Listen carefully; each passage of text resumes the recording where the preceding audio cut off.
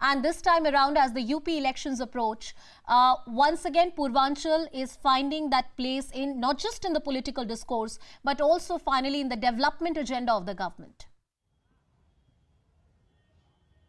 Yes, and the other interesting part is that even though Purvanchal has contributed so much as far as the political landscape of independent India is concerned, as far as development goes, you name any of these constituencies, you name Prayagraj, which was earlier Allahabad, you name Raebareli, you name Amethi, you name Azamgarh, even Banaras, before 2014, all of these areas kept complaining that there is no development as far as roads are concerned, as far as schools, employment opportunities are concerned. Yeah. That is missing. Yogi Adityanath, Narendra Modi governments claim that they have turned that around. Will that pay political dividends is the big question now. Why I say that is because this isn't the first expressway that Uttar Pradesh is seeing. Mayawati, gave to Uttar Pradesh the Noida-Agra expressway. Then Samajwadi Party gave the Lucknow expressway, and both parties did not return to power. Yogi Adityanath, by bringing this 341-kilometer long expressway in Purvanchal, is giving the Vikas push. This is being called Vikas ka e-way, Vikas ka highway, so to say.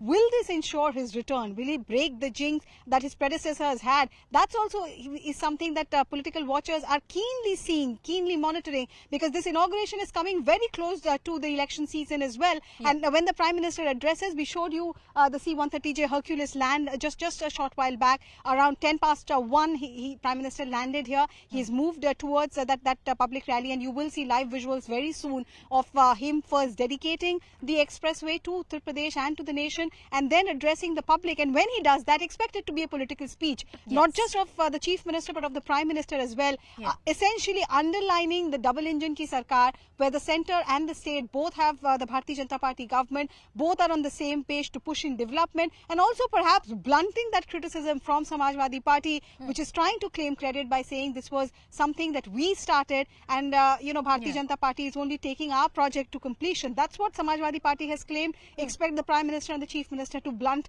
that criticism. Arunima, there's another layer to this entire project, or I talk about the political narrative around it and how BJP is showcasing these infrastructure projects that they have created in UP right now. And you'd be able to highlight the nuance of it furthermore. Whether it's about this, Purvanchal Expressway, or the development work or the inauguration that we saw in Kushinagar, or the Buddhist tourism circuit, which is being developed in various parts of eastern UP, what we call Purvanchal. One thing is pretty eminent, and I'm also going to mention the Kashi Vishwanath corridor, the kind of development work which is happening in Banaras right now, roads being constructed. At many occasions, Yogi Adityanath has said that earlier development was done in a very selective manner. There have been parts of the state which, because of their own cultural identities, have remained neglected. So it's a blend of the Hindutva politics plus the development, once again, which is being brought to the table by Yogi Adityanath and Prime Minister Narendra Modi. Yes, it's a two-pronged election strategy that BJP has. Yogi Adityanath, of course, has not shied away from attacking the opposition on what he calls Muslim appeasement. Time and again, Jinnah has made a comeback when election season has come to Uttar Pradesh.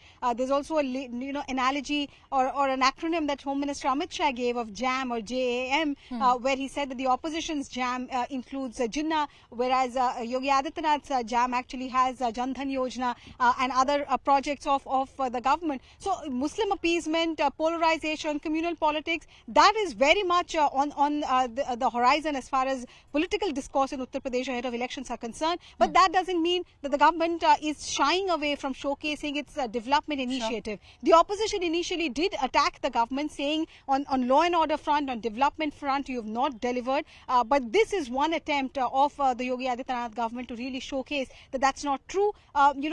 341-kilometer long expressway is a record of some sort because of also the COVID pandemic. The fact that the pandemic stopped work, laborers were not available, you had to ensure COVID protocol was followed, it was a setback. And what the government is underlining, and maybe we can play out the tic-tac that we got with Mr. Avasthi, who's the bureaucrat who led this project, where he actually says that the fact that we managed to complete it in spite of the COVID challenges is a big effort for our laborers and all those who were involved with it. That is something that the Yogi Adityanath government will showcase that it is not just about completing a project, completing it on time and ensuring that it is cost effective. Their time again and again mentioning in all the banners and posters that have been put out also mention the cost of the project, which is 600 crore less than the project estimate that the Samajwadi Party government had said. So that's also being underlined here.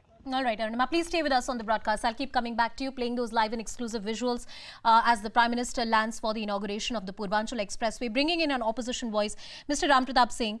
The allegation that has come from UP Chief Minister Yogi Adityanath, also the assertion by Home Minister Amit Shah, that development was done very selectively. There was appeasement even in infrastructure development that was done in Uttar Pradesh. And that is why historically, religiously, culturally important centers like Varanasi or the Kashi Vishwanath corridor or many other parts of UP, including Eastern UP, remain underdeveloped, including under the tenure of the Samajwadi Party. How do you respond to that criticism, Ram Pratap Singh?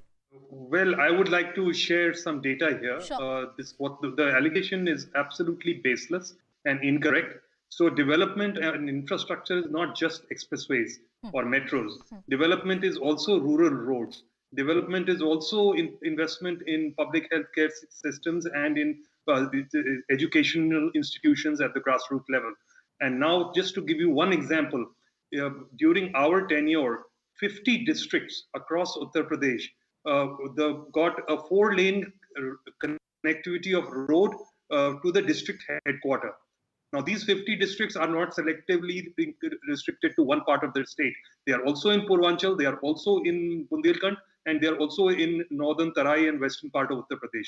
So this is the kind of road network that we created. And we would like to ask that post 2017, how many additional kilometers of rural road connectivity has been created by the BJP government? And then if they are able to answer that satisfactorily, I will commend them for that. Similarly, when we talk about infrastructure, we also talk about power generation. And I would like to ask that what is the additional megawattage that has been created in terms of new power production capacity in the state? So what happened to the healthcare? I mean, our government was building almost 13 new medical colleges, which were the buildings were completed and they were to be just commissioned.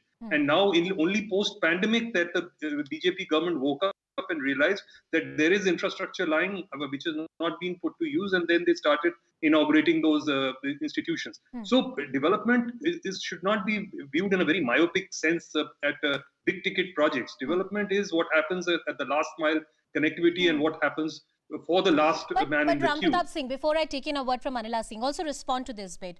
Aren't you shifting goalposts?